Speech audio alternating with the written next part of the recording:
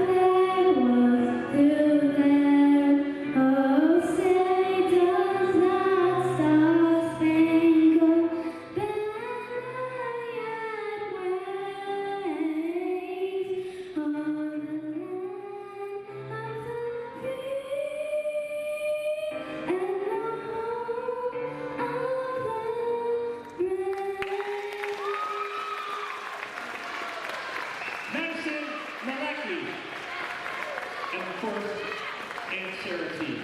Great job, ladies.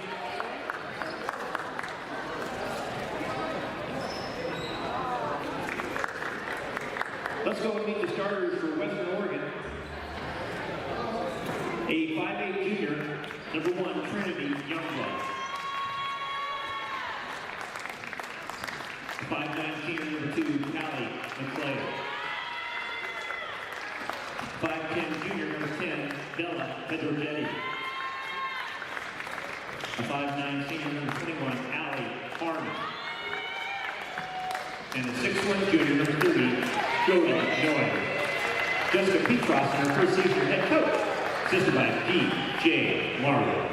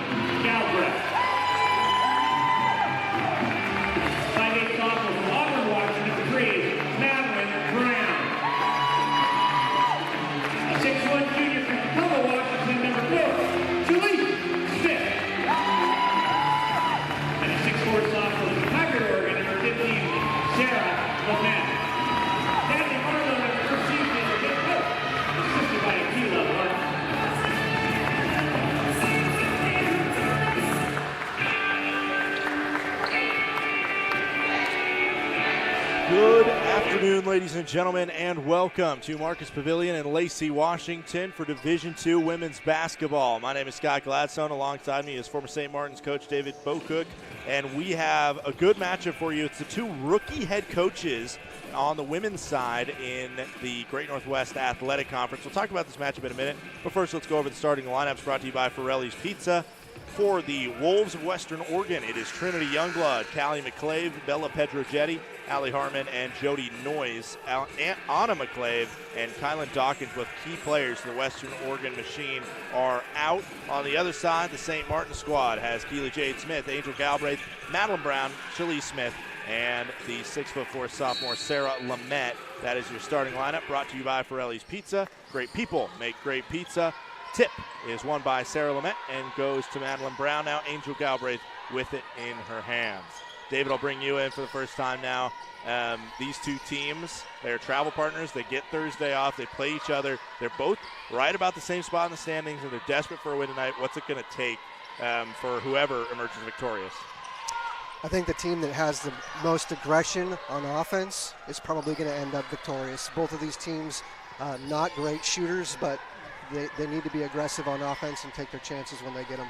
Sarah Lamette missed the opening shot there. These two teams, when they played down the first matchup in Monmouth, Oregon, in the home of the Wolves, it was 18-14 Saints at halftime.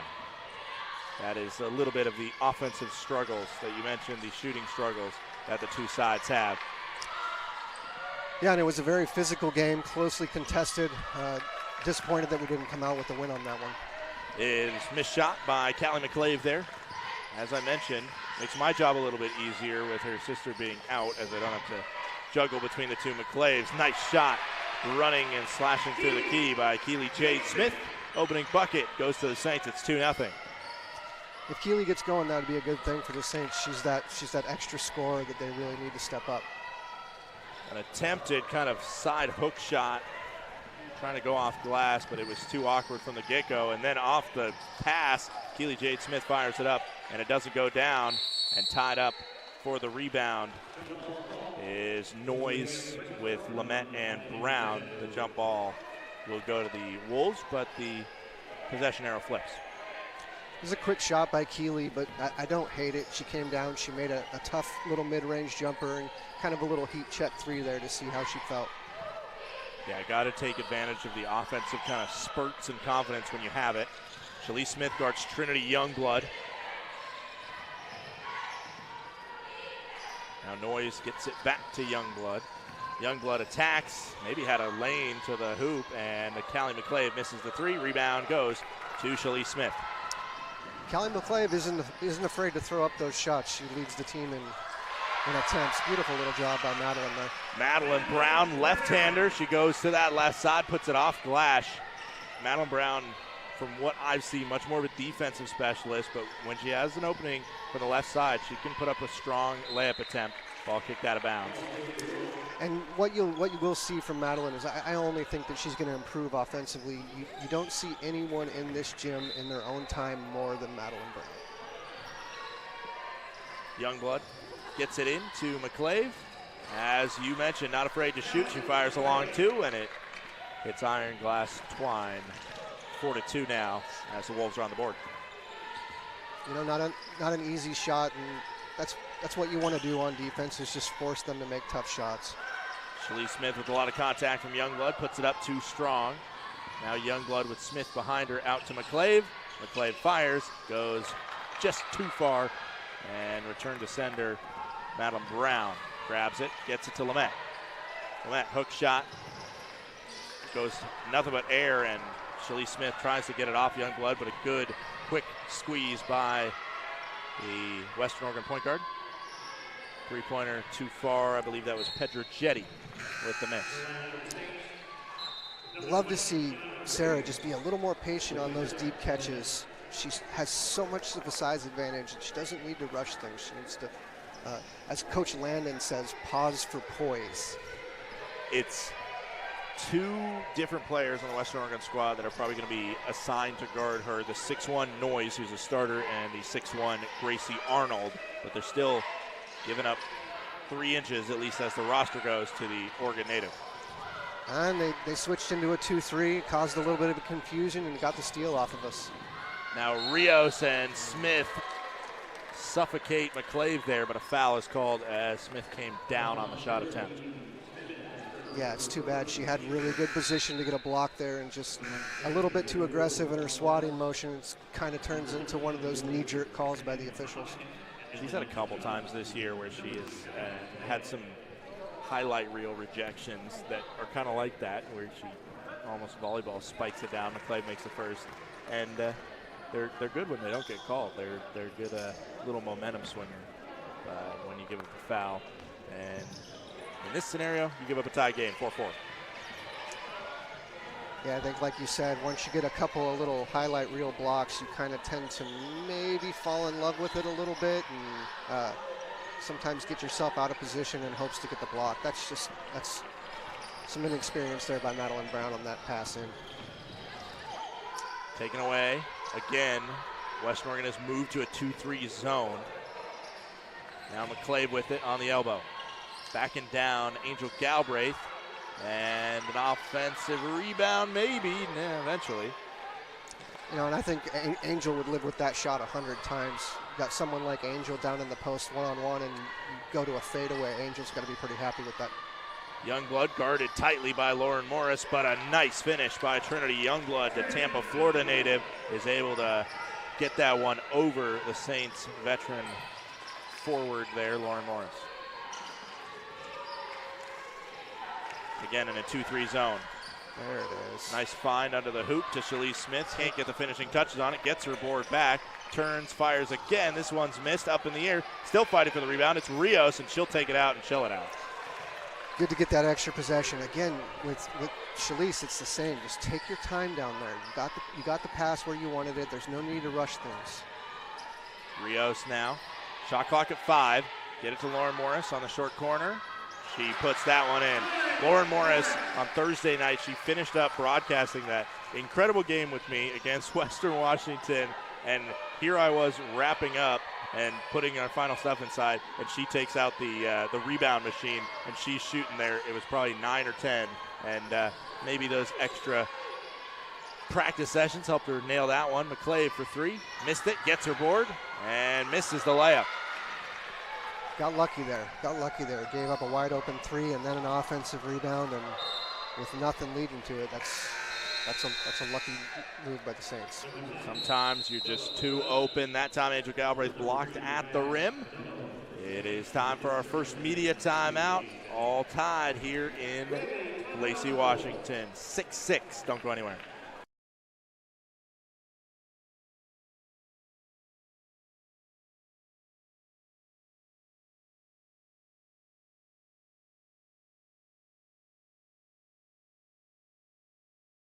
Technical Director of Sales and Brand Growth, Becky Gould, along with military-affiliated Chick-fil-A team members, Leilani and Nathan Alec, and Megan and Tony Segura, and their families. As Saints Athletics' newest premier partner and today's presenting sponsor, we are honored to welcome Chick-fil-A Lacey to Marcus Pavilion. More than providing great food, Chick-fil-A Lacey is active in promoting community engagement and working hard to fulfill their vision of being the most caring company in Thurston County. We are certainly excited to have them as our presenting sponsor today. Let's give them all a big round of applause.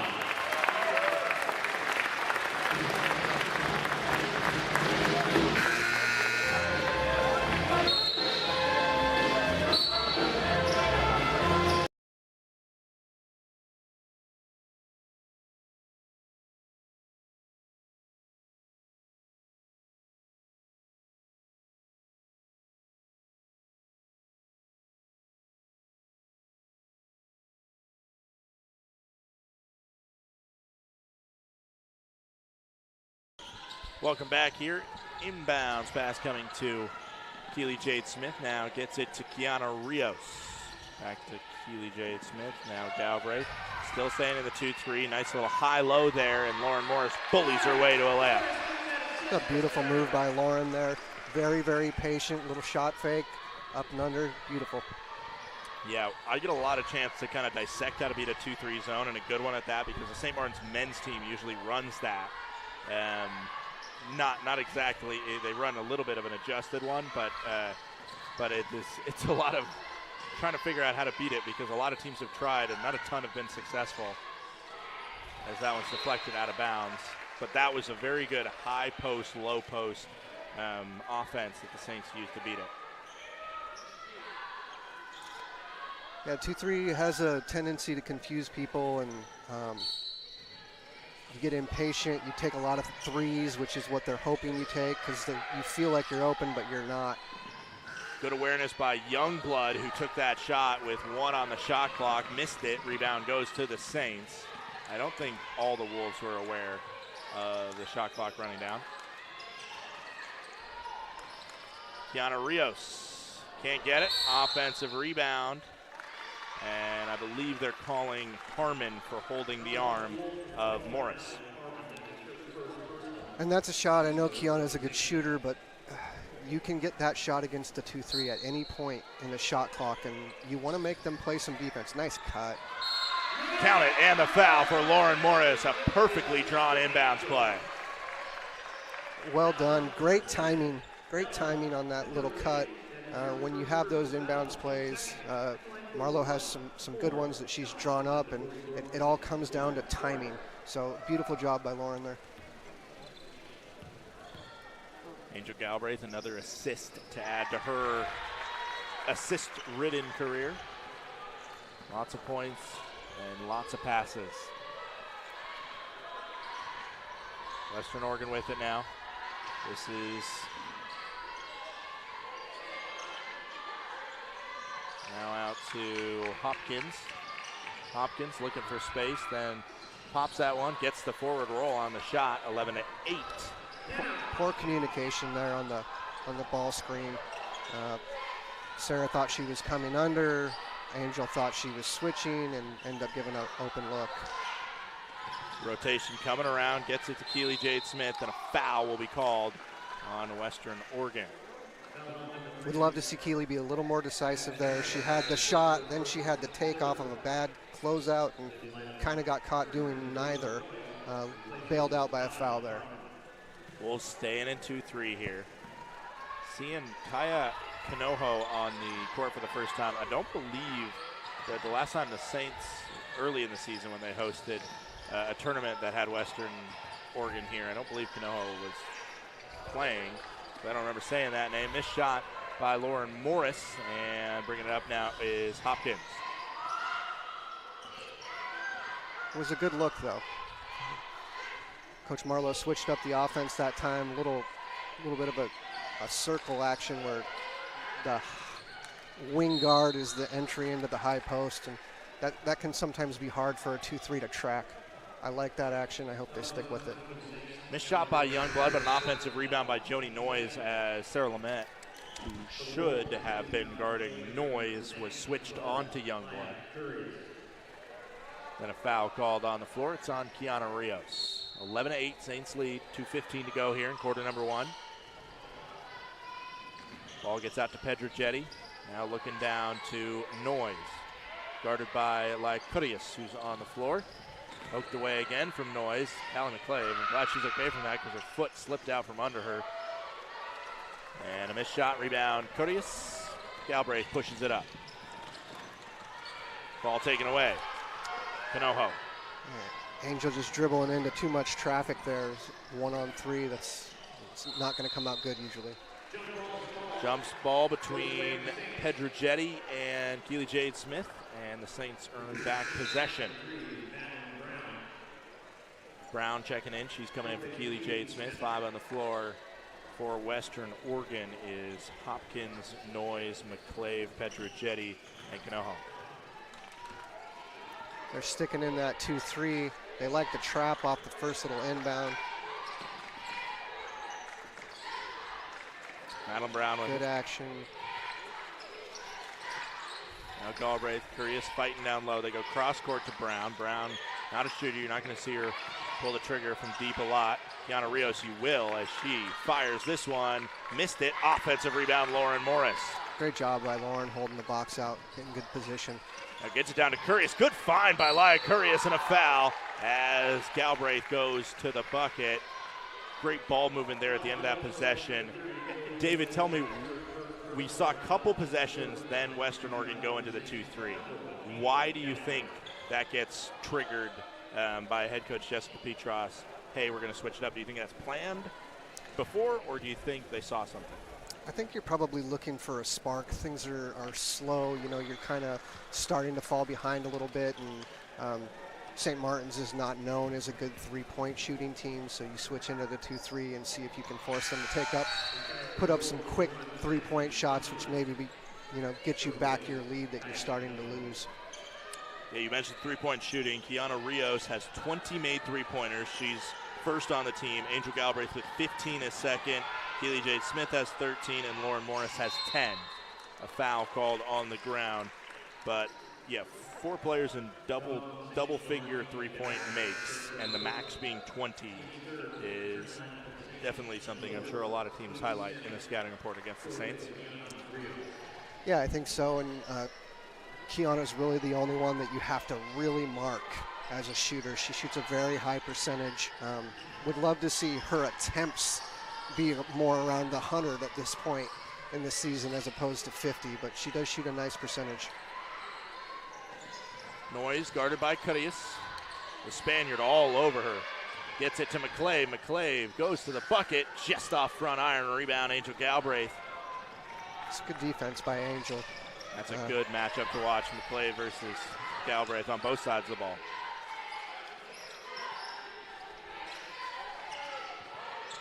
Angel with it. Goes to Curious, who did not see that come until it was halfway to her. Curious fires for 3. Off back iron, and Noyes will go out of bounds. That's Madeline Brown that forced that rebound to go to the way of the Saints because of her defensive pressure. Man, Lauren missed a cutting Madeline Brown down the middle on that time. And that's one of the things about the 2-3 zone. You can get it to the short corner like that, and it really turns the defense around, and you can get cutters for easy lay-ins. Saints get a reset of the shot clock with the offensive rebound, and that means it's off. I don't know if they're aware of it. We'll see if they kind of slow down the offense, and now they seem like they do because they will milk it under 10. 5 now to go in the quarter. Step back three-pointer from Galbraith. Yes, sir! Angel Galbraith at the buzzer, a three-pointer that just finds its way home. The Saints have doubled up Western Oregon, and basketball IQ-wise, not a better way to finish that quarter, taking advantage of the offensive rebound and not letting Western Oregon get a shot. But, you know, we just mentioned if they are going to give the Saints the threes, they got to take advantage of it, and Angel did right there, David.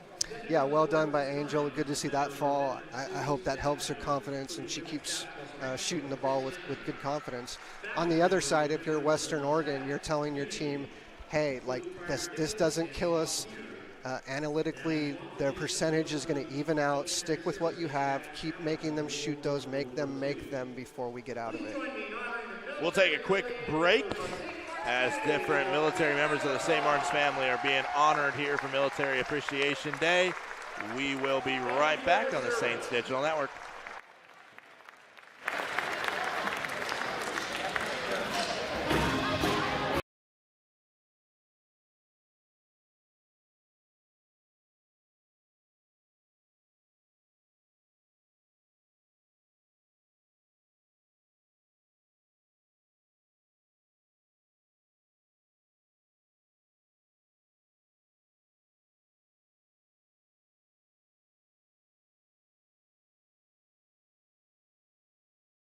Welcome back here. 16-8 at the end of one quarter. St. Martin's doubling up Western Oregon, and any points when they come in a battle between these two is big. Both offenses have struggled their fair amount. Western Oregon averages 65 points a game. St. Martin's averages 54. However, St. Martin's gives up on average 64 points per game, which is pretty dang good defensively.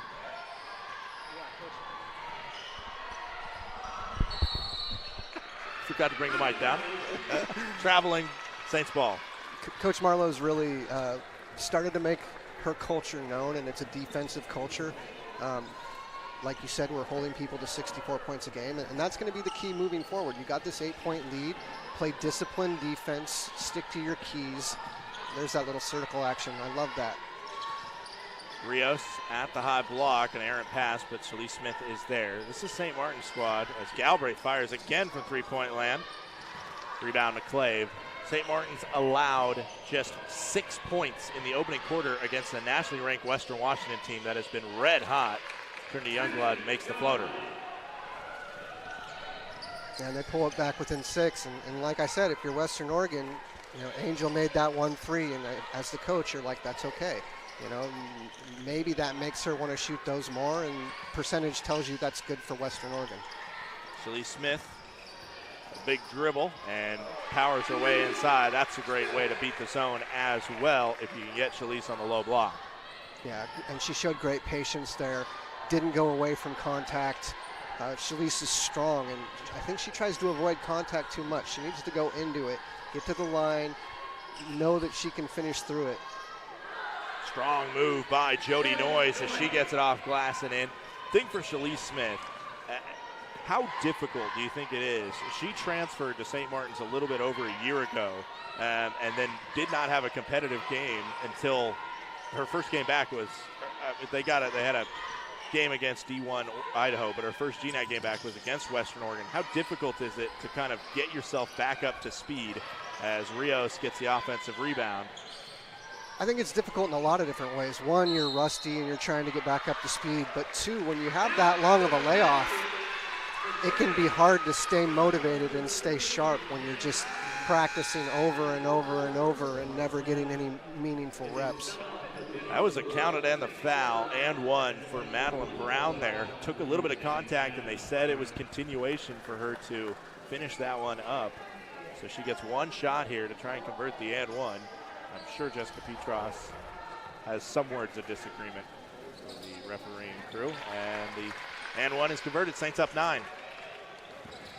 5 on the floor for the Saints. Brown, Shalise Smith, Kiana Rios, Sarah Lamette, and Angel Galbraith.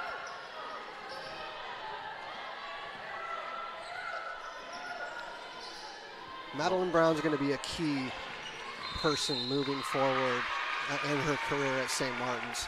She is very talented, very athletic. She's already a great defender. She puts in the work off the court. Really the only thing standing in her way right now is her own confidence. Her own confidence is her shortcoming, and once she figures that out, she has a chance to be a special player. Offensive foul on Jody Noyes for a moving screen on that last possession.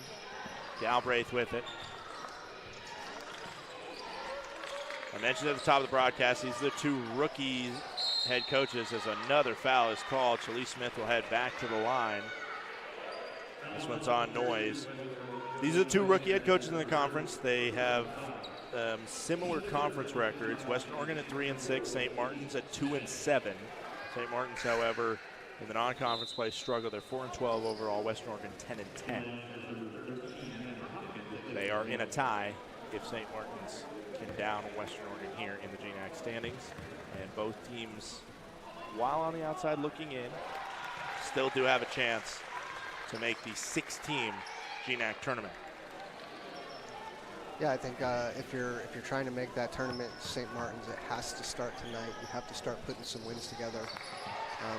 You're disappointed about how last weekend went, and you kind of had a little mini bye here playing your travel partner, and to get your head back to square one, and you need to come out with a win today. Yeah, we were just talking about how players hate not having competitive games, but coaches, they love it. It seems they love to take advantage of a Thursday off and tweak a little bit more. While when I was a player, I was saying, get me playing somebody else. I'm sick of hearing my coach lecture me and and having to play against your own teammates. McClave missed it. Rebound, Shalise Smith. She'll get it to Galbraith. Madeline Brown fires a three there, missed it. Offensive rebound popped right to Lamette, who missed it. Then she's going to get it out, rotate it around to Galbraith, and slashing is Shalise Smith, and then a flop violation will be called. So I believe a free throw will come for St. Martin's in the next stoppage. I think that's the first time I've seen it called in the women's game where it was added into the rules this year. That was a great job of body control by Shalise. I mean, she was flying down the lane. They stepped in to take the charge, and she was able to 2-foot jump stop and go straight up, and which led to the flop. That was a great job. The ref is going to come over and say it. It might actually just be a flop warning. Again, I haven't seen it even called on the women's side, so I don't know what the discrepancies are from the men's side. Petrojetti makes the first free throw. Nobody's shooting a technical. If this was a men's game and that similar thing was called, it would be a free throw for the non-infracting team. But now, basically, the get-out-of-jail-free card is used up for Western Oregon. They can't flop again. Western switched back into a man.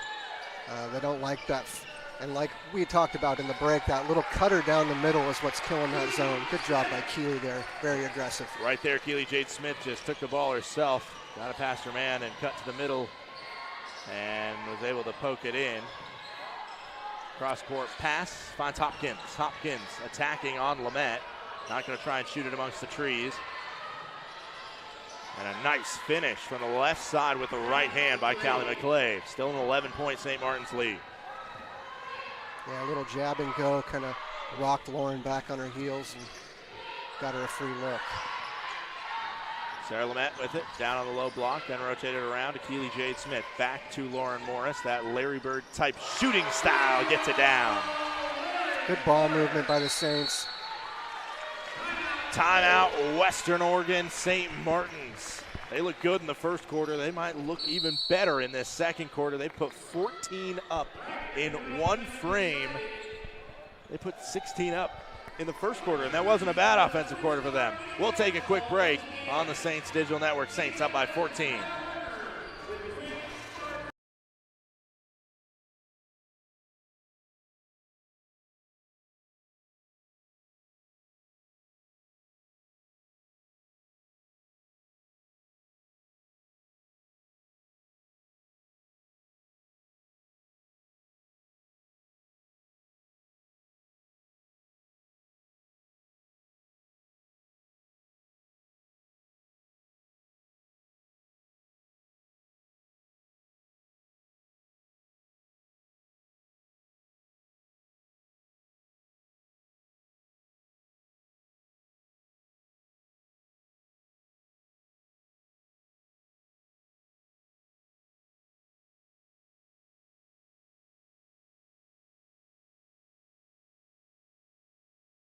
Welcome back here. 30-16. St. Martin's has the lead over Western Oregon University. Final matchup between these two this year. They are travel partners, so they constantly see the team that the other team just faced off against. And at the same time, they also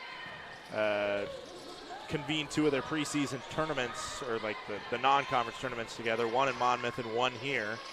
So they have seen a lot of the same opponents this year. And now they're getting to settle the score one last time between the two of them. As a missed shot and a rebound by the Saints results in a foul on Youngblood. Simon Fraser and Alaska is final already. Simon Fraser getting the 15-point win over Alaska Fairbanks. Other games going on in the GNAC women's side tonight. Northwest Nazarene at Seattle Pacific, Central Washington MSU Billings, and Alaska Anchorage at Western Washington. Foul called there as Jalen Rios has checked into the game for the first time. I love the freshman's game. She comes in completely fearless every time she plays. She doesn't play back on her heels. She's extremely aggressive. First chance she gets to take a little mid-range jumper, she does, and gets the foul. Free throw made for Rios. She has just 11 total points in her freshman season. She is the lone member of the St. Martin's women's basketball freshman class. And she makes both free throws. Yeah, she gets limited minutes, but every time I've seen her come in, she seems to make some sort of an impact. I think she'll be a good player going forward. Scoreboard in the stadium says 31-16. I'm pretty sure it's 32. As a missed shot by Callum McClave. They'll send the ball to the Saints. Keeley Jade Smith, guarded by Canojo. Rotated around. Jalen Rios. Cross-court pass to Keeley Jade Smith. Offensive foul is going to be called, just a little push-off. It's unfortunate because it's been Achilles' heel for Keeley this year, and it's completely unnecessary. She's so strong in her shoulders that she can absorb contact, but she can't help herself but put out that forearm, and it's an easy call. Kanoho with the ball up top. 16-point lead for SMU. It's a moving screen. And you nailed it. Trinity Youngblood called for another foul here.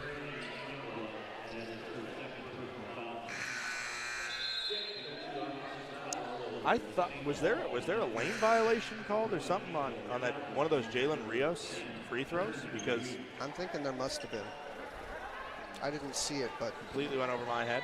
It is 31-16. And I trust our live stats guy, David Cano and Kyle Irwin and Ethan Finau down there. I trust that they got the right stats down there. So I guess it is 31-16 until further notice. Traveling called on Jalen Rios.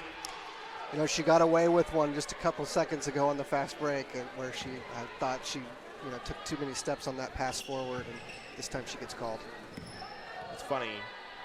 Sometimes it takes you a second to figure out who's related to who, especially if you don't know their name and their last name. But Kiana Rios has been dinged with almost that exact foot movement for traveling a couple times this year as well. So you can see right there that they are cut from the same cloth. Youngblood gets it to go.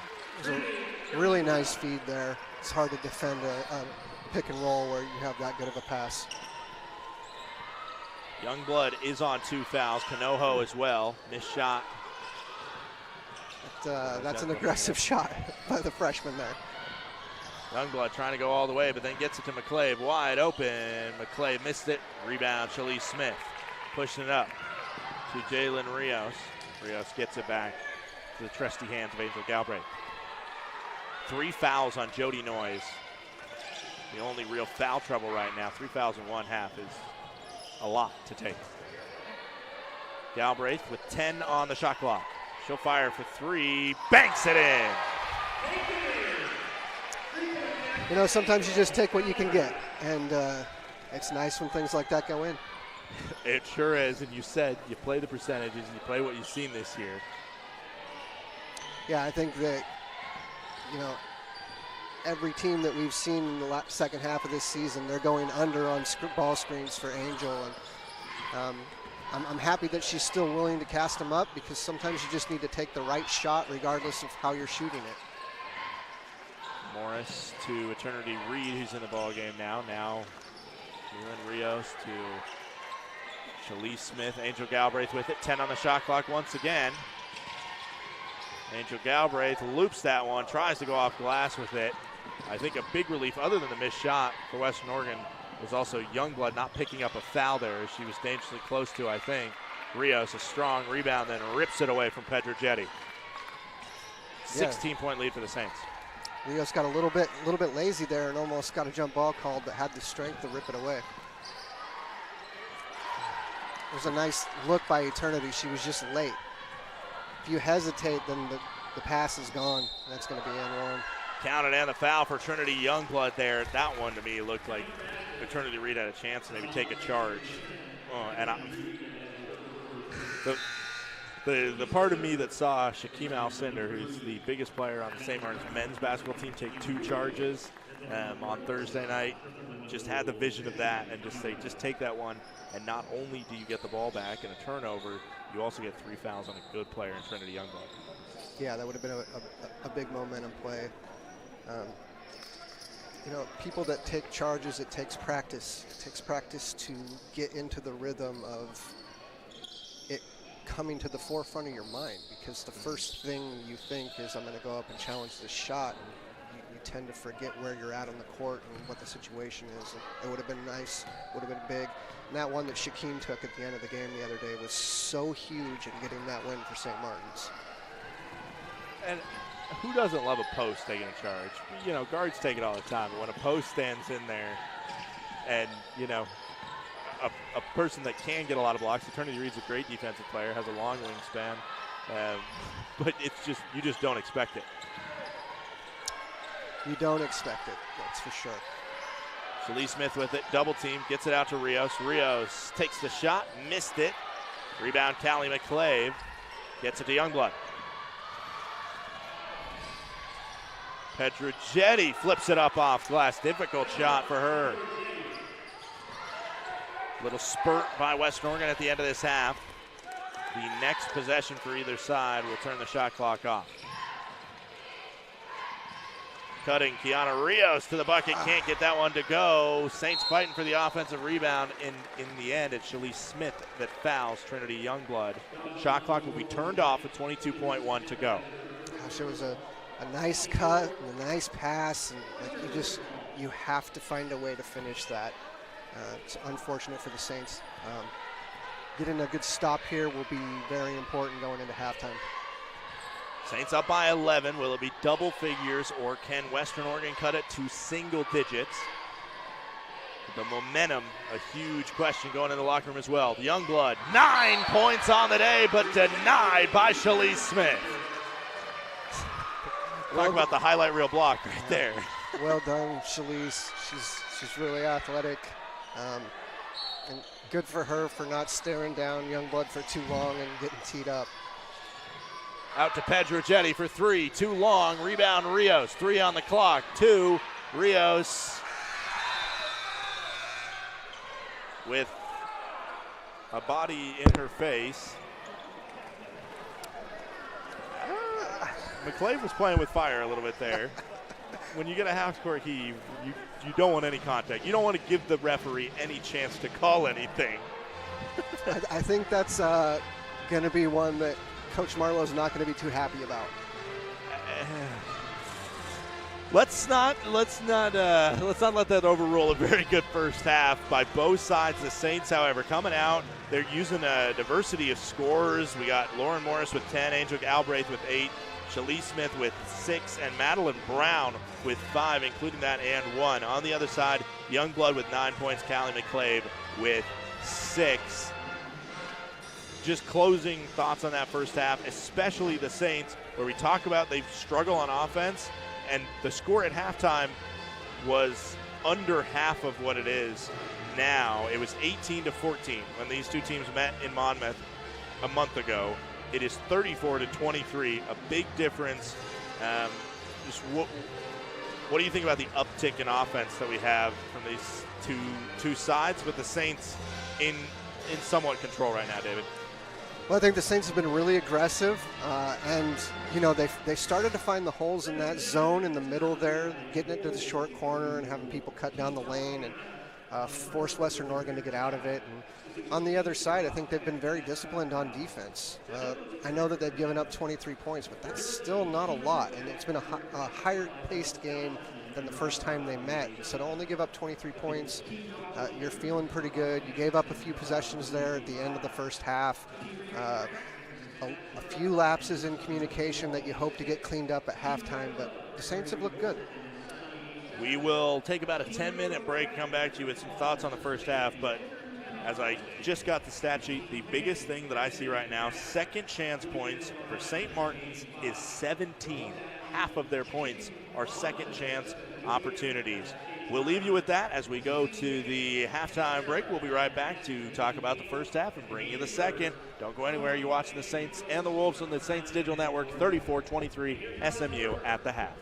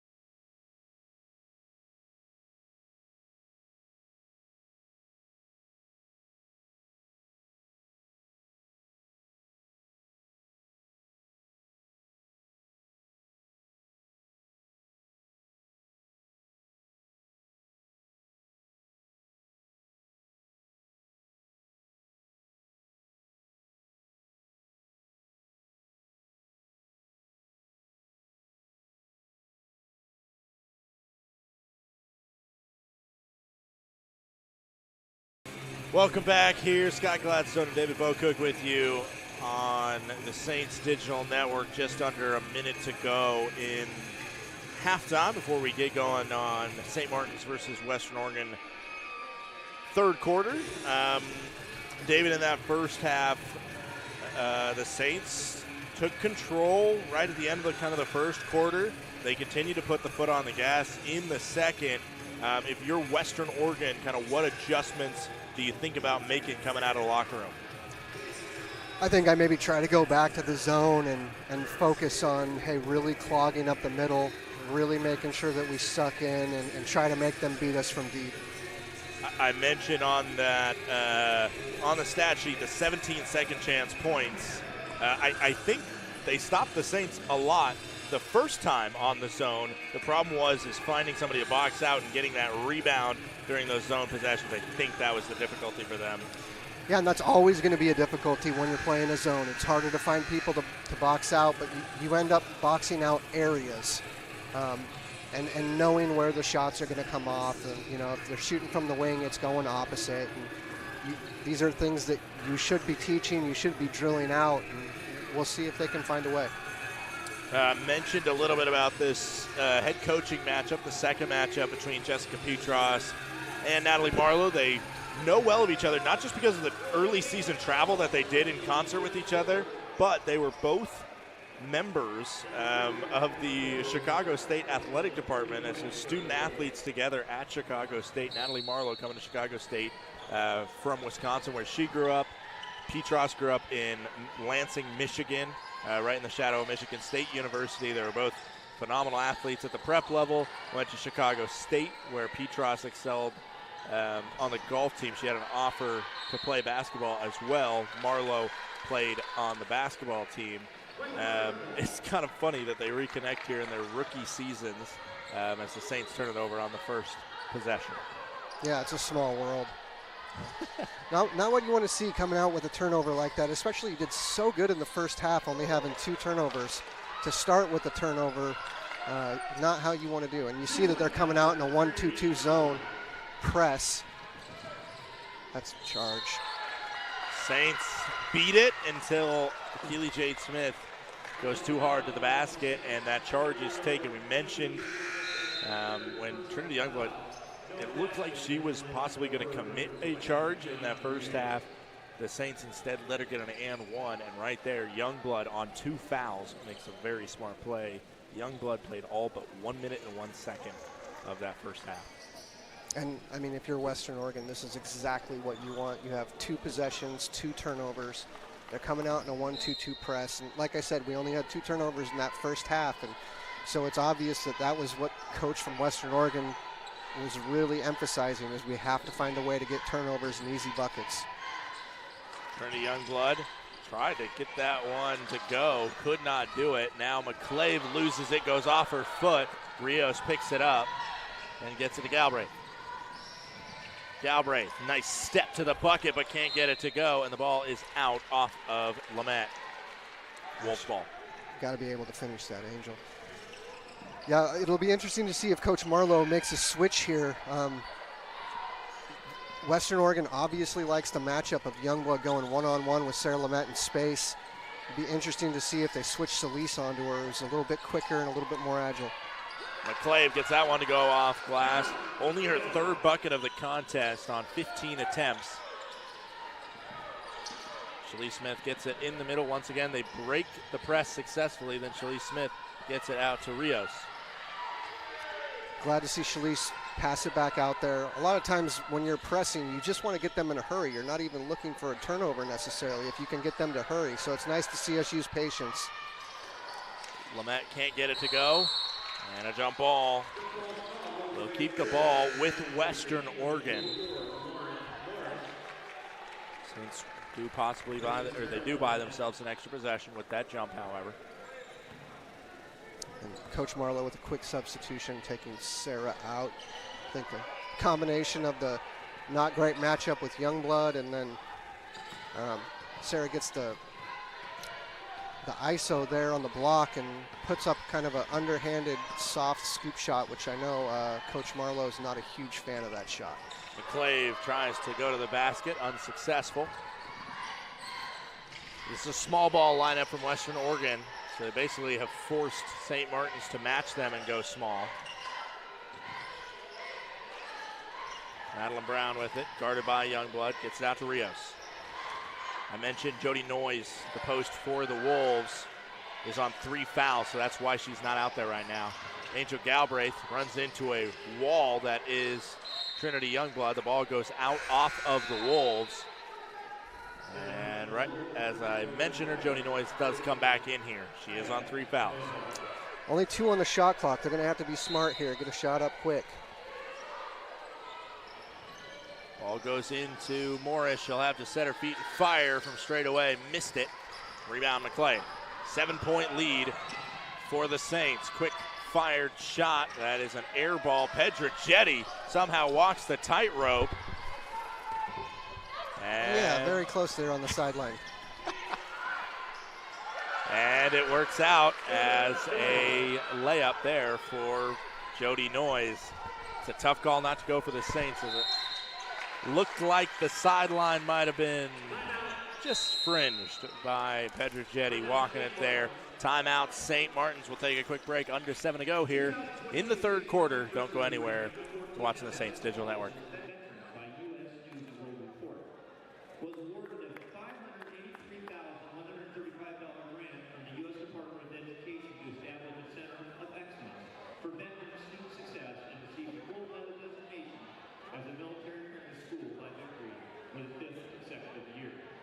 These accolades and success of our veteran students are a result of the hard work and dedication from the university departments like the Washington Vets QTech, Office of the Registrar, Admissions, Student Finance, Campus Life, SMU Admissions on JBLM, and many more.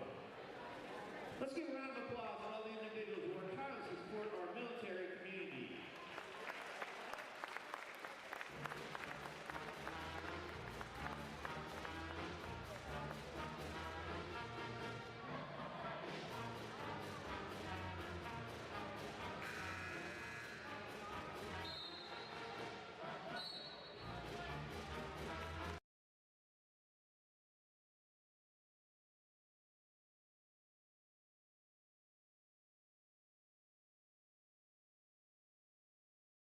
Welcome back. Scott Gladstone, David Bocook with you. 6:59 to go here in the third quarter. Western Oregon has come out and they have stifled the Saints 6-0 to start this quarter. And if you take it to the end of the second quarter, it's an 11-0 run by Western Oregon.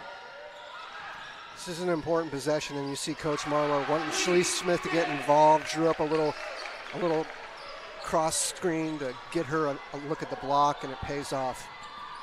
36-29, Saints ahead. McClave ISO'd up on Lauren Morris. McClave gets a foul call, should go to the line. You can tell Lauren didn't like that call, and I tend to agree with her. I think the ref might have bailed her out a little bit there. McClave from the free throw line is 2 for 2 today. The Wolves are 5 for 5 from the charity stripe. Make it 6 for 6 now. Saints are 7 of 8. So I love a good free throw shooting game. Not a ton of free throw shot either way, and I love that even more. They're letting him play for the most part. 5-point lead for the Saints. McClave makes both. I'd love to see another little ISO action here for Shalise. Get her involved. Guarded by Noyes, who's on 3 fouls. And now she'll set a screen. Angel Galbraith goes to Rios. Rios with some space, fires away and gets a 3 ball. Kiana Rios can really shoot it when she's left open like that. She's a knockdown shooter when left alone. 39-31, Saints. A couple big buckets on their last 2 possessions. McClave with it, heading towards the bucket, gets the layup to go. It's a disappointing possession, and you know, one of the things that you got to preach and you got to learn in defense is you need to step where you're reaching. When you're the help defender and you can reach out and touch the ball, that really means you should have stepped in. Great move by Kiana there. Let's get going here. Rios with the Euro step to get around Youngblood. Youngblood, who probably is a little bit slowed down by the fact she doesn't want to pick up her third foul. Just allows her to step around her and get the layup. Galbraith playing close D. Noise to Youngblood. McClave draws another foul call. And that, when you're locked behind a player like that and you reach over the top, I had a coach once tell me, you know how often that's a foul? Always. Yeah. It's an easy call for the ref. Youngblood inbounds to Noise. Another foul is called. I believe once again, McClave has drawn it. Yeah, they got a high-low action there, and Clayton just had her pinned behind and a little bit of a hold going on, but it's only a hold if you get caught. Ooh, travel. Traveling is called as that ball was kind of popped up in the air. McClave almost kind of just took over and swiped it away from her own teammate who was running out of options there. And when she didn't, then Noise was caught shuffling her feet kind of as she regained herself. Western back in their press. Martins is patient. They beat the press once again. It's slowed down the Saints, but they haven't had a turnover in the backcourt yet. Turnaround goes in and out from Lauren Morris. It's a good shot, though. You want her taking that shot. That one just didn't fall. Youngblood gets to McClave. Noise turnaround. That one doesn't go. Rebound Morris. She pushes it up herself. They'll take it all the way, and a foul will be called on Callie McClave, who I think could have drawn a charge there because Lauren did drop that shoulder quite a bit, but McClave, was shuffling her feet. I like the aggression, though. That's one thing that Coach Marlowe has been really harping on the team is they need to be more aggressive on offense, and it's good to see that sometimes. 41-33, 8-point lead for the Saints here. However, this quarter right now, the Wolves have outscored SMU by 3. Don't go anywhere. You're watching the Saints Digital Network.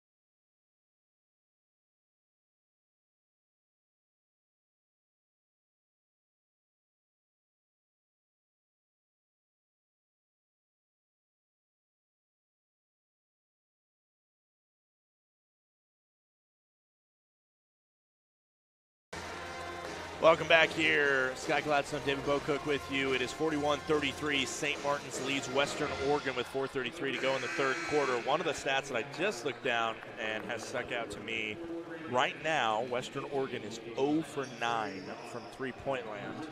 I'm not saying you need threes to win a game, but certainly it is not helping Western Oregon as Lauren Morris will take 2 shots to the line.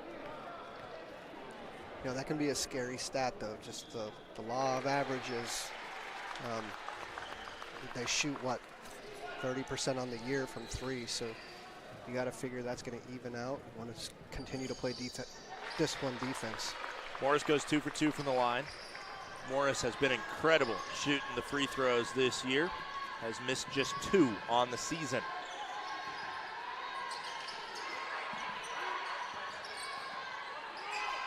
Long 2-pointer splashed in by Allie Harmon. Lower Columbia Community College transfer. 1-2-2 full court press still in effect. Beaten by the Saints. It's a good job by the Saints against the press so far. Just really being patient, getting it across, setting up their offense. But like you said, it does slow them down, and then as Western Oregon, you're only playing defense for half the time in the half court, which is a benefit all on its own. That's a travel. Come on. That ball hung out in Hopkins' hands for just a half second too long. Three-pointer on the way. And it's missed. Rebound is off of Noise. And now 0 for 10 from behind the three-point line are the Wolves.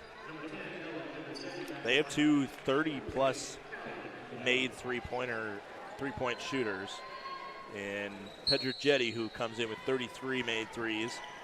She is 0 for 3 tonight from behind the arc. And Callie McClave, who has 32 made threes, she is 0 for 5 now from behind the arc. And as you see with both of them, they're well over 100 attempts, which is what I had talked about with Kiana, is I'd love to see her get more attempts up. Come on. Keely Jade Smith. Now to Shalise Smith, 4 on the clock. Traveling called on Lauren Morris. The differences in percentage, we talk only 20 made three-pointers by Kiana Rios, but she is shooting 37%. Meanwhile, both McClave and Pedrogetti at over 100 attempts are shooting 24.8% and 32% respectively.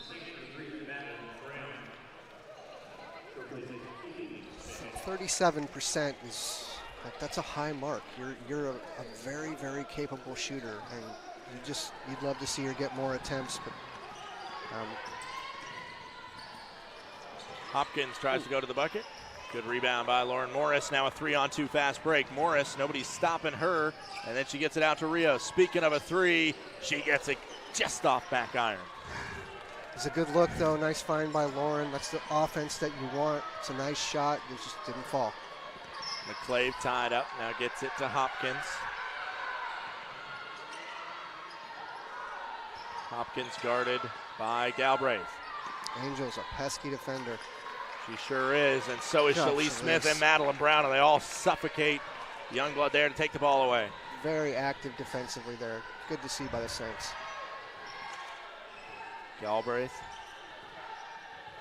slows it up. Rios, now Brown.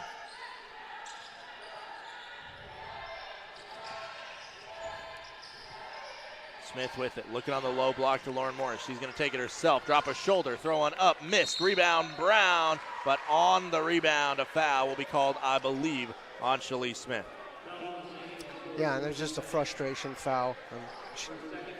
She took it hard to the rim, a little bit frustrated. She was trying to get the ball at the high post, didn't get it, and then ended up just pulling the girl down from behind.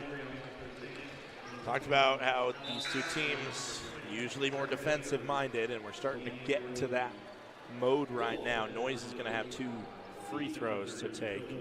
The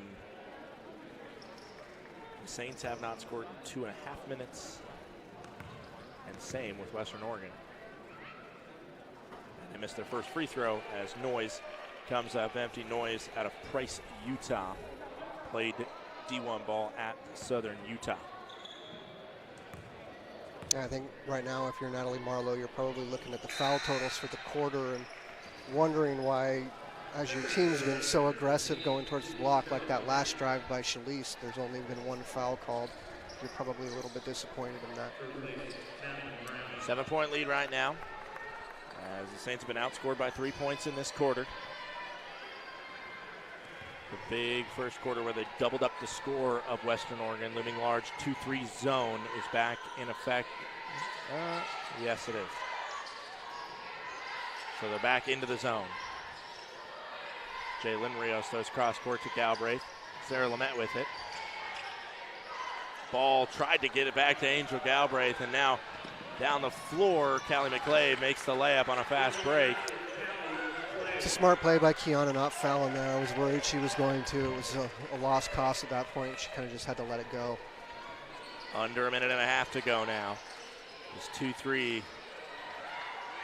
Stuffed the Saints, but the Saints got a lot of offensive boards. Three-pointer down the hatch from Angel Galbraith.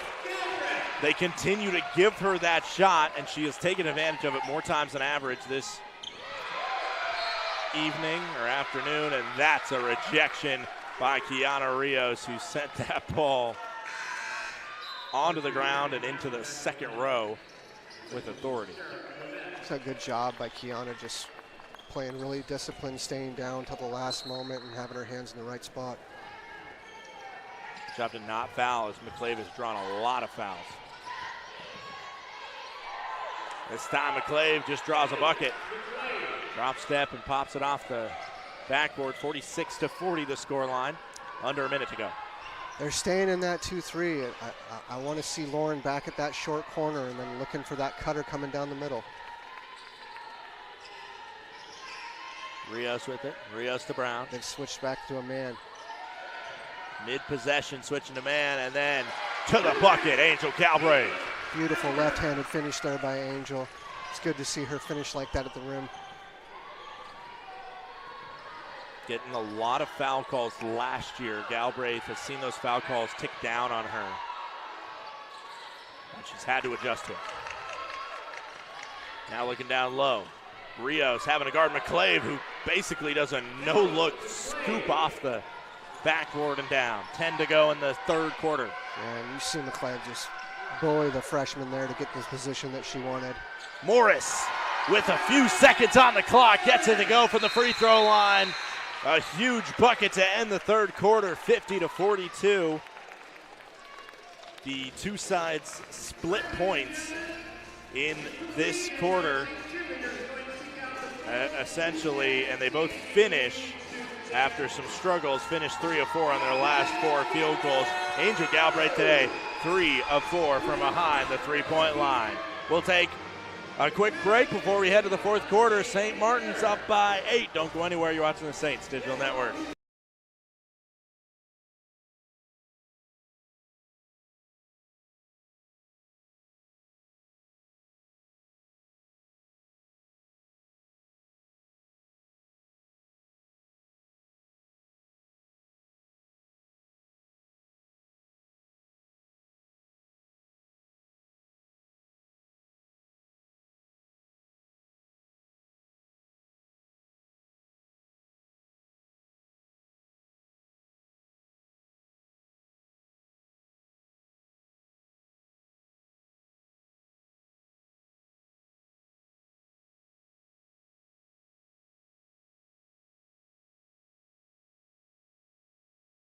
Welcome back here, 50-42. 10 minutes to go in the fourth quarter as we are just about ready to get it going. I think if you're Coach Marlowe, you're pretty happy. You feel like you didn't play your best quarter and you kept your spread and looking good at going up 8 here into the fourth. For St. Martin's, the bench has contributed much more than Western Oregon's had. Bench points are 20 for SMU, 2 for Western Oregon, and a big part of that is 2 key players, and Anna McClave and Kylan Dawkins out tonight for the Wolves.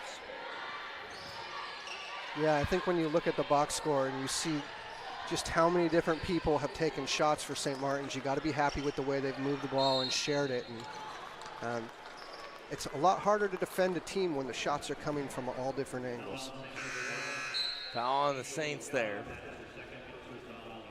Yeah, for the Wolves, it's been a lot of shots from Callie McClave, then backed up by Trinity Youngblood. Other than that, I mean, those two have by far more shots than the rest of the team, I believe.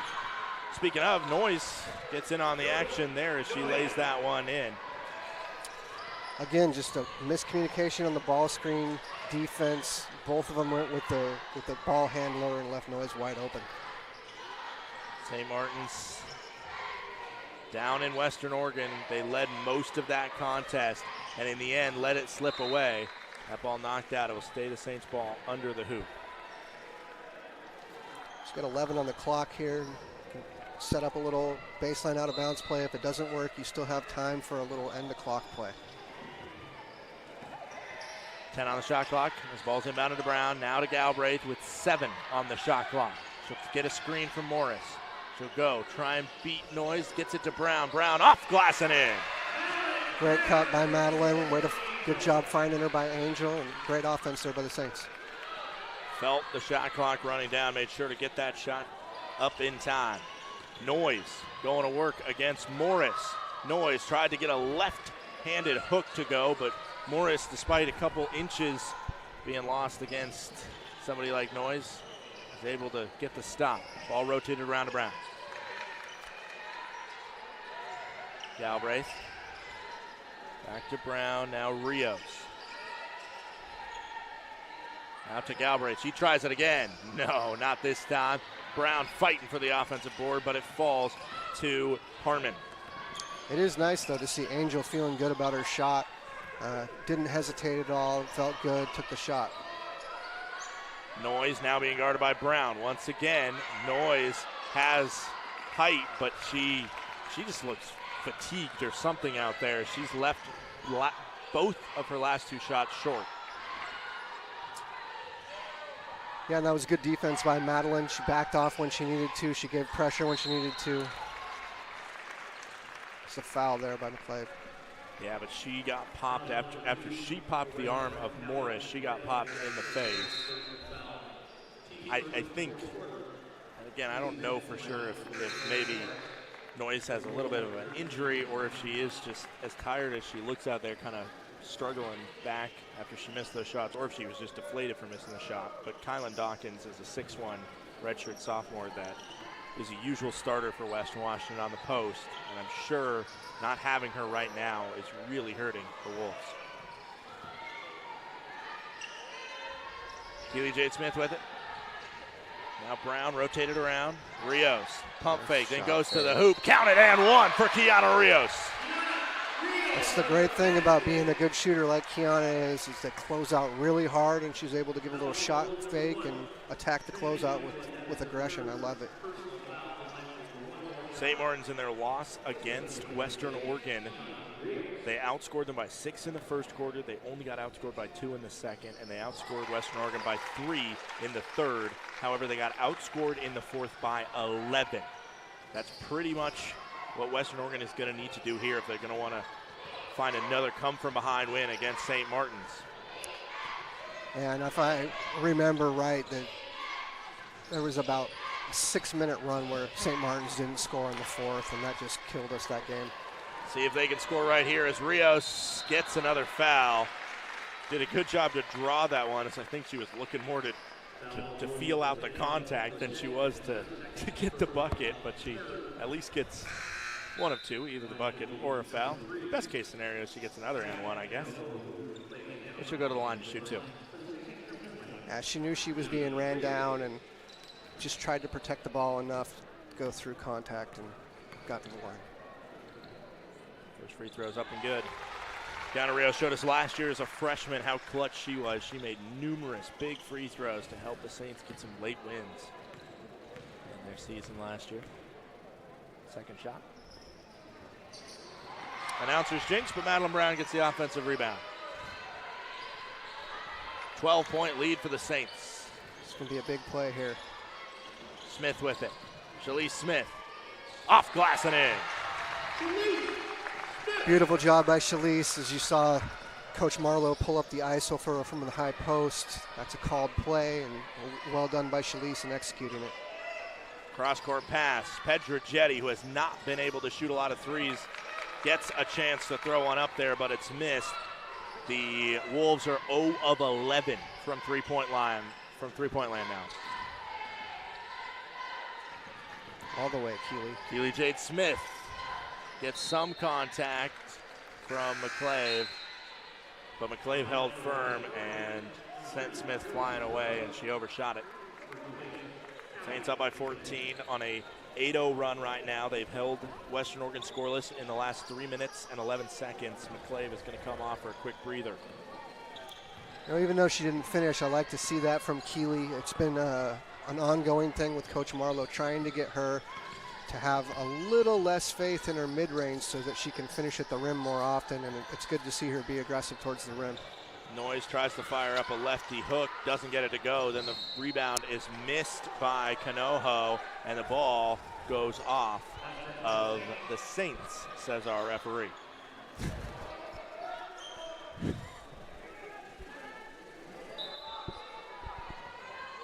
Noyes with it. Blocked by Shalise Smith. Up ahead, Kiana Rios to the bucket, lays it in.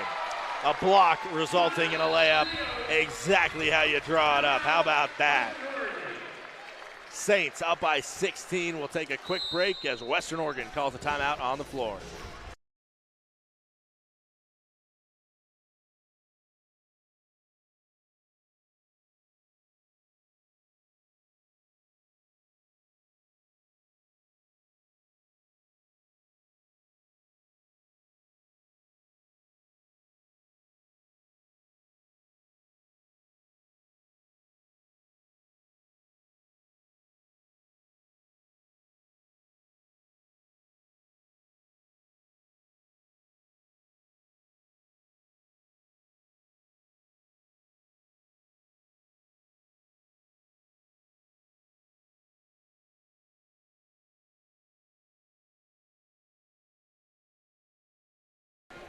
Welcome back here. St. Martin's up by 16, looking to get their third win in conference play this season. It's a good chance to take a look at the standings just so people know kind of what's at stake right now. Pretty much Western Washington and Montana State Billings are running away with the number 1 and 2 seed, which the importance of getting either one of those is a bye in the first round at the 16 conference tournament.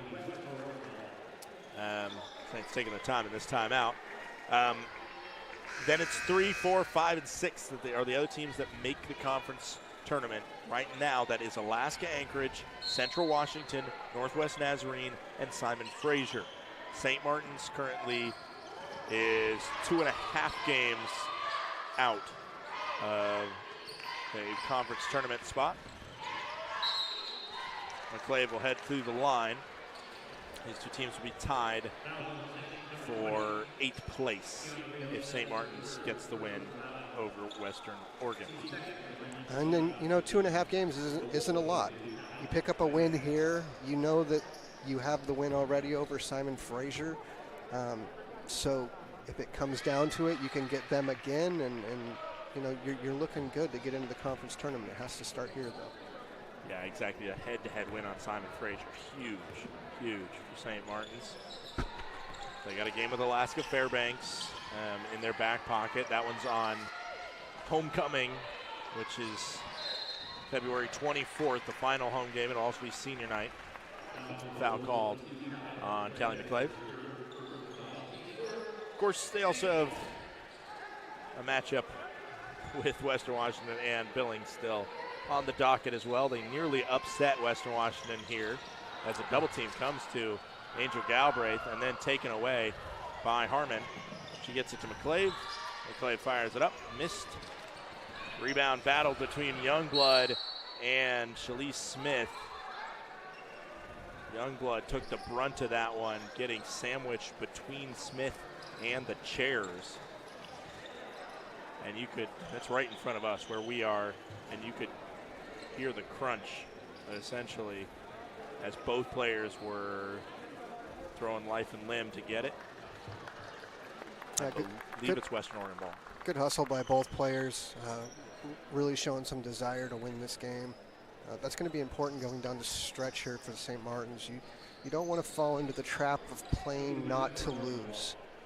You have to play to win these games. You can't play not to lose. And sometimes you get up by 15, 16 points. You got 5, 6 minutes left, and you start to kind of get a little tense and try not to make mistakes. And I think you saw a good example of that Thursday night in the men's game when a team started to play not to lose instead of win the game, and St. Martin's was able to take advantage. So if you're the Saints here, you can't fall into that same trap. You have to keep your aggression up.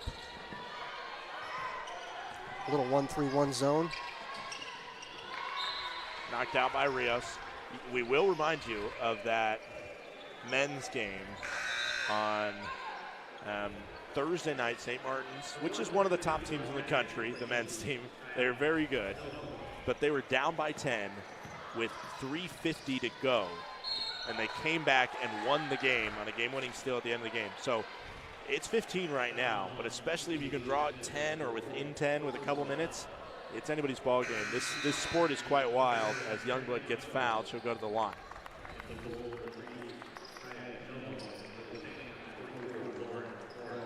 Four fouls on Keely Jade Smith, who committed that one. It was interesting with Coach Marlowe switching into a 1-3-1 there. We haven't seen that this game. It's one of the weapons she likes to use, and apparently she thought it was a good time to try to throw a wrinkle in off of that little break in the action, and got a deflection, and then kind of they got a good look out of it. Youngblood's been very aggressive here in the second half, and she's kind of taking it to us a little bit.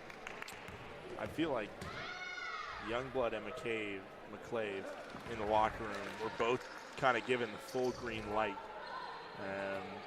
McClave, it felt like that whole third quarter, every time she got it, she was going to the bucket. Youngblood maybe should have got it after it a little bit more. She had 9 in the first half. But it's really been those two against the world, it's felt like, where the Saints have had 4 different players in double figures, and that's maybe the difference. You know, Youngblood's been out in space, and I'd love to see a little bit of the Saints knowing their scouting report. She has no desire to shoot threes. I'd love to see him sag off of her. She's 0 for 3 on the year with only 3 attempts.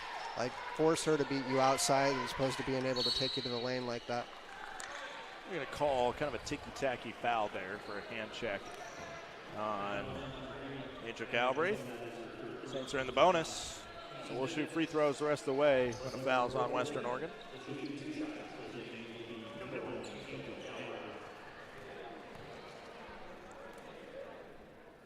Those free throws missed by Angel. 63% from the line this year is Angel Galbraith, a drop-off from what she was last year. Made the most free throws in the GNAC, misses both. And she shot at about a 75% clip last year, so it's quite a drop-off. Youngblood, guarded by Shalise Smith. Kind of shot that one up as a circus shot and a very late whistle. Going back to the line are the Wolves. The Saints just went 0-2 from the line, and we kind of harken back to that Thursday night men's St. Martin's game. Not only did Western Washington start to kind of play a little apprehensive like you were talking about, they also missed 2 front ends of 1-and-1s. They left 4 points at the charity stripe. And if you ever are in a close game and you come up short, to me, that's the first thing I think of is those points that are literally labeled as free throws that you don't get. Yeah, it's a common thing. You know, you lose momentum, you start to tighten up. All of a sudden, these free throws, you know, your legs are a little bit stiffer, your arms are a little bit stiffer, and you don't shoot with the same amount of confidence because you're worried about missing instead of knowing that you're going to make. Lead right now is at 12. One more shot. Missed. Rebound, Lauren Morris. She'll take it up herself. A little crossover to get the ball by Callie McClave. Now Galbraith to Shalise Smith. Shalise Smith goes cross court. Now Rios drives to the bucket, puts it off glass. Saints back up 14. Good job again by Kiana attacking the closeouts. They're closing out on her hard. Don't want her to shoot the 3. And it's good to see her attack those. Canojo blocked, affected somehow as she went to the hoop. And the ball taken back. McClave all the way to the bucket. About the 2 steps that she had to take to get there. You can see that Western Oregon has gotten a lot more desperate with their defense. They're very aggressive. They're going for steals, and they're going to force the refs to make calls. McClave was flying around that backcourt. Saints have a missed shot by Rios. She gets it back, and she's able to make do. Good job with Kiana.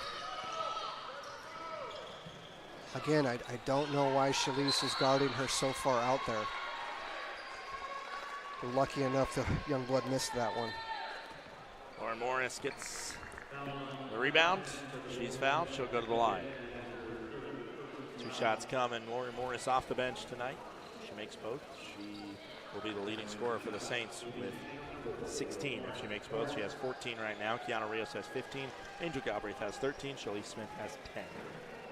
Gosh, you love to see that much people getting involved and that many double-digit scorers. That's just really hard to defend. Good job by the Saints.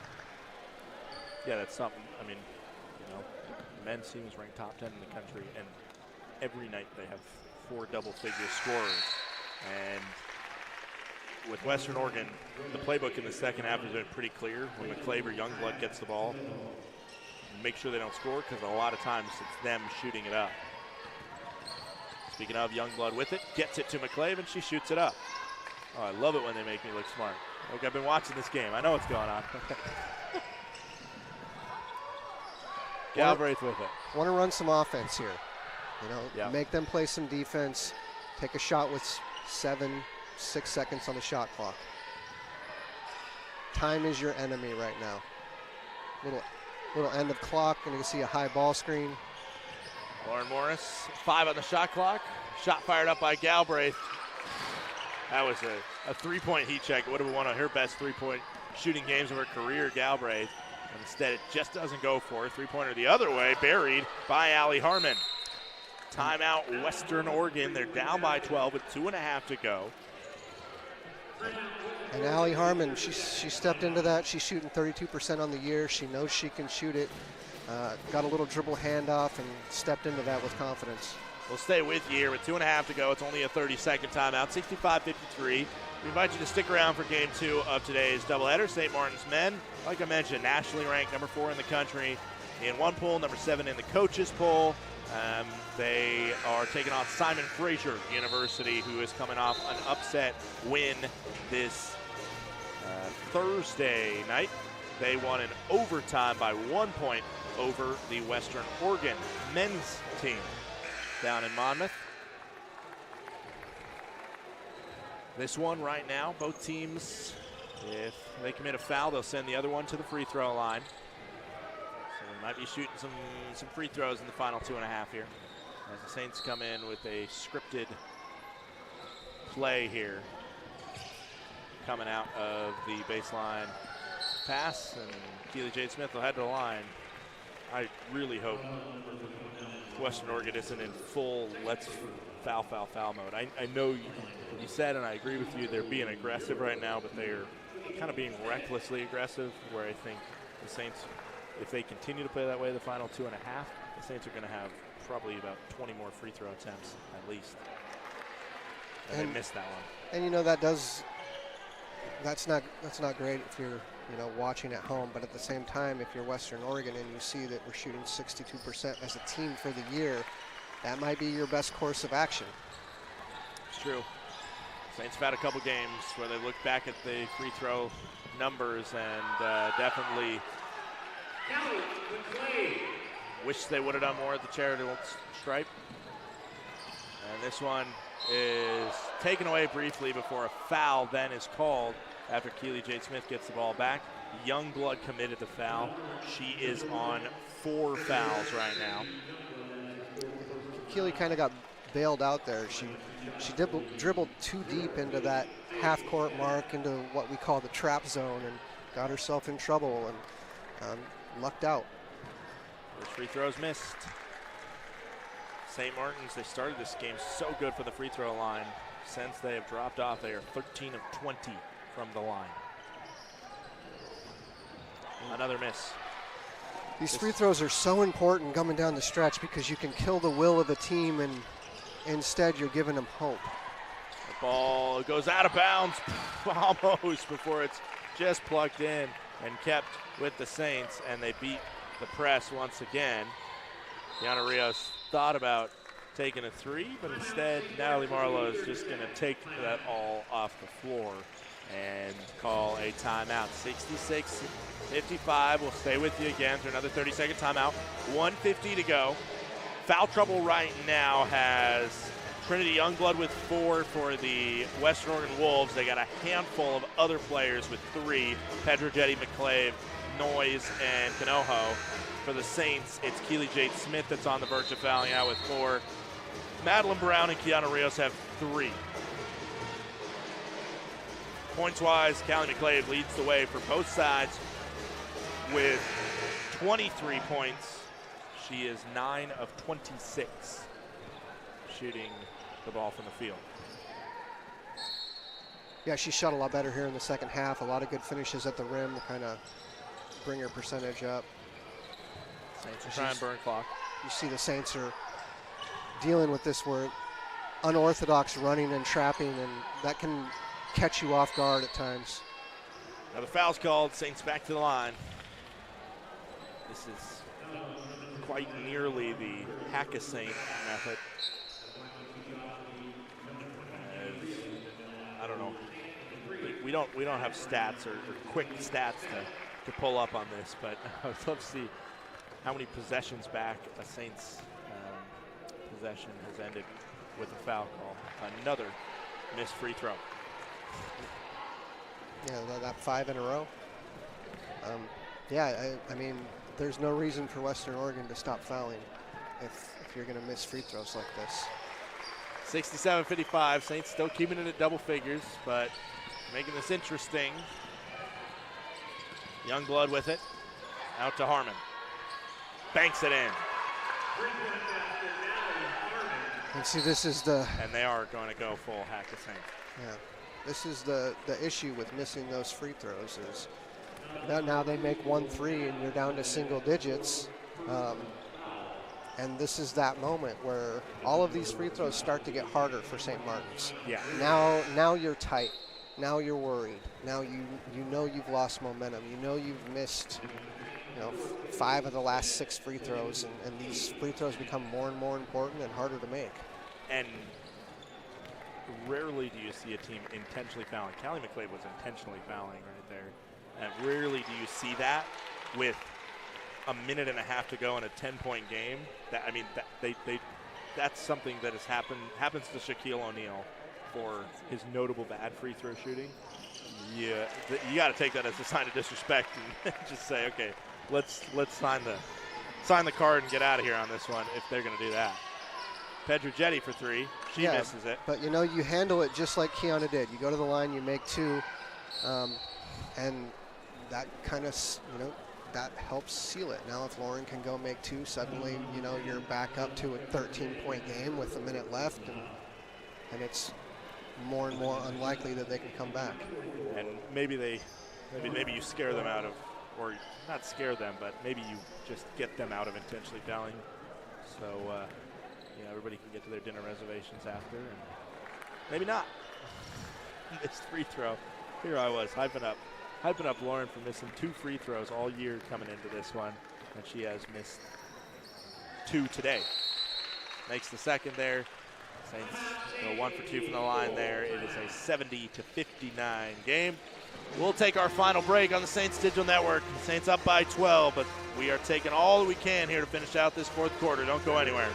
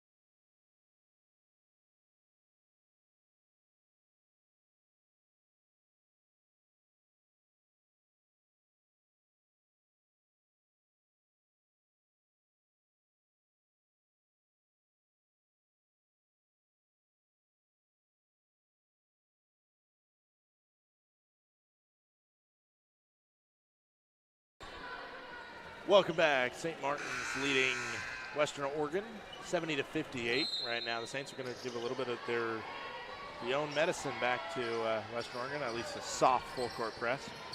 3-pointer on the way. Missed. Rebound goes somewhere. Eventually to Brown. And then Galbraith will weave through everybody, and the Saints hold up play. And they're coming out with a plan to intentionally foul, or at least double. Lauren Morris gets it to Brown. Saints ticking down the clock. 10 on the shot clock now, and they will foul after 21 seconds go by. Yeah, that's a bizarre move. If you're going to foul, you should foul right away. You let 21 seconds tick off and then you decide to do what you could have done right away is a bizarre choice. Anna Rios is going to miss the free throw. She coming in is 60% from the free throw line. She was over 80% last year. It's another uncharacteristic downtick in the free throw shooting. Second one is made, 71-58. I think for some reason they had her circled as the player to foul, because it seemed like both times she got it, that's when they tried to commit the foul.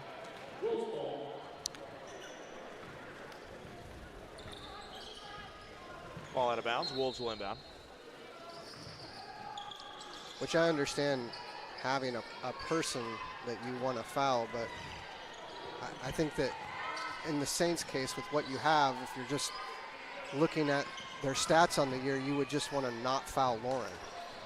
Other than that, I would think any of them. If your strategy is to foul it here. Speaking of a missed shot, rebound Lauren Morris, and she will be fouled and head to the line. As if the intentional fouling game is the game to play, down by 13 with 24 seconds to go. You know, Coach Marlowe's got to be happy with the way this game has gone. We've put up 71 points, shared the ball extremely well. You've still held your defensive stats, played very disciplined. You've only given up 58 points. This is just a well-executed game plan and an overall complete game by the Saints.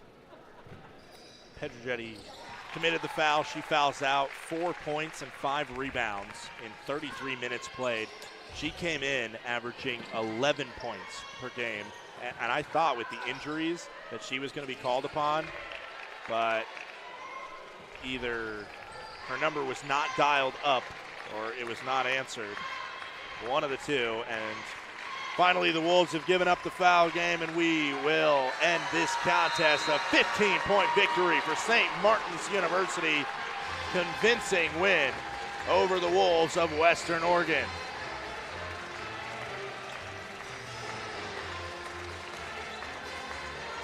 That was much needed for the Saints, coming off a rough Alaska road trip where outside the gym it was cold, inside the gym the offense really struggled. And for the Saints, that is a tie for their season high in terms of points. The only other time they put up 73 was that exciting victory over Chico State they had in the early part of the season here at Marcus Pavilion. David, what'd you like from the Saints, and what gives you hope for them going forward, trying to chase possible play in the GNAC tournament? What I liked is it was just a team basketball game. You didn't see one person take over. You didn't see one person taking all the shots. You saw great ball movement, sharing the ball, good cutting, good patience. Offensively, this is the best I think I've seen them look. And defensively, they maintained the culture that has been set throughout the year. It was a good game to watch. Well, we will take a quick break. When we come back, we'll talk to head coach Natalie Marlowe as well as one of her players in the Saints postgame report presented by Blarney's. Thank you, David, for joining me on the broadcast. I'm sure we'll talk to you again as the Saints have a lot of home basketball games in the next few weeks. Again, we'll be right back with the Saints postgame report.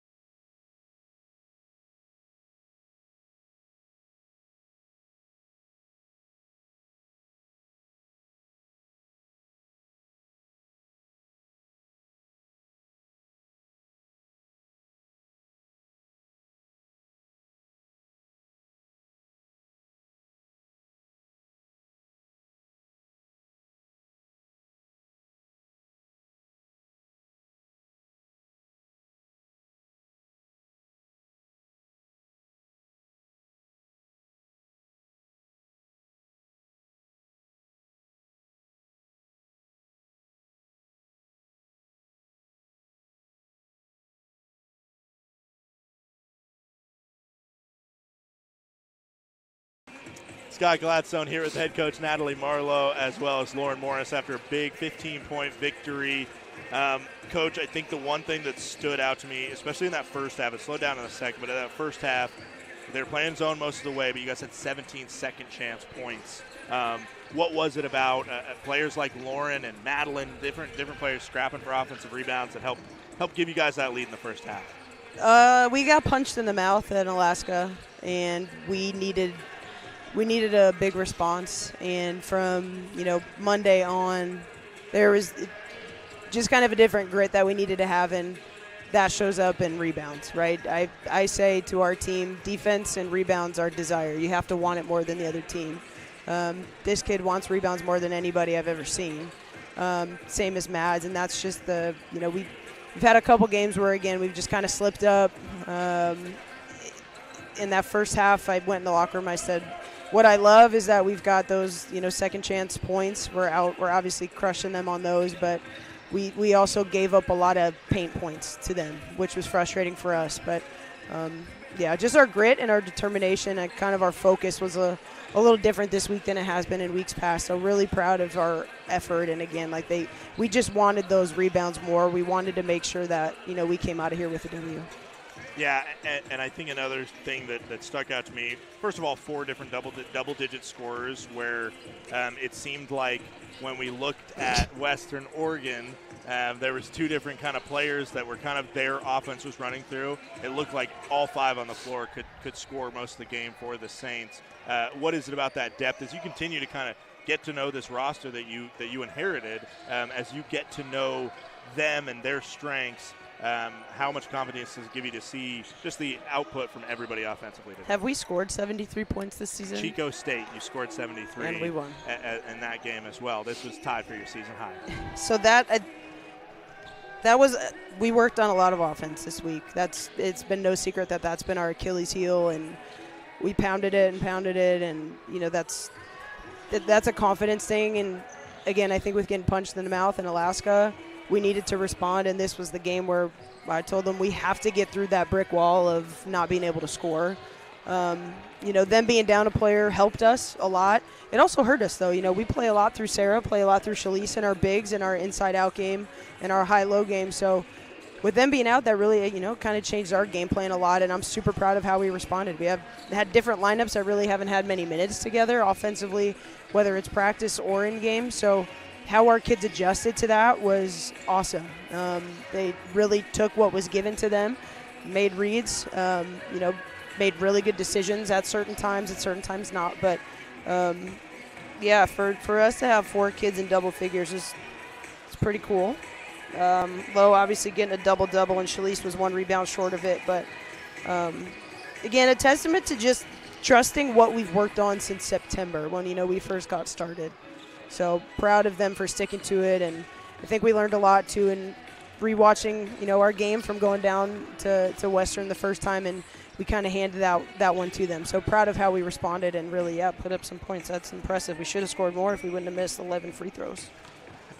Finally, the job doesn't get easier next week. It's SPU who's going to be mad after they felt probably like they should have beat you guys up at their place, and then a very good MSU Billings squad.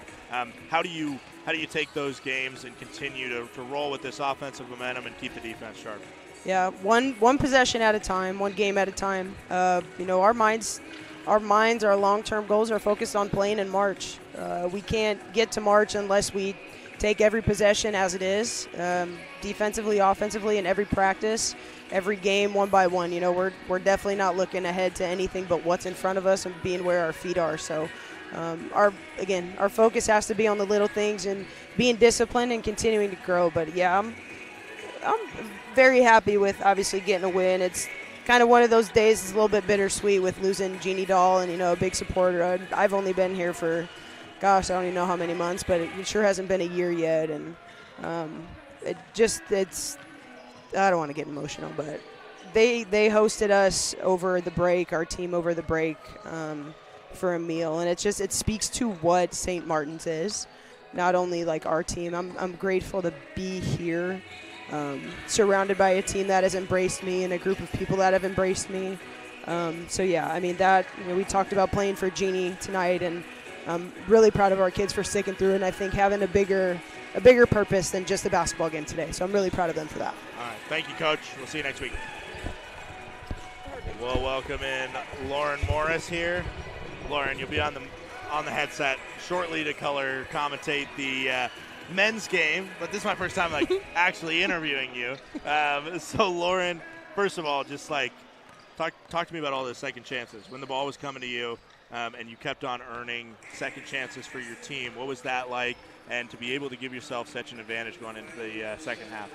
I mean, well, this is just kind of like me. I feel like rebounding is a unappreciative, kind of skill to have, and so I see rebounding as a way for not only getting maybe second chance points for myself, but for my team, getting those extra rebounds, we get 2 or maybe even 3 more possessions, and they can result in a win, which we had here tonight, or even in super close games, that could be the difference maker between a 2 or 3 point win, and so I've always really just valued getting the ball, I just want to go and I just want to get it, I just want to pursue it. So the addition of Shalise Smith this semester to the roster, you and her kind of play similar positions, but you're very different players. What's it like for you to be able to use somebody like that and use it in a productive way? Somebody like Shalise, that you guys are both all over the glass, making defensive plays and being able to score big points.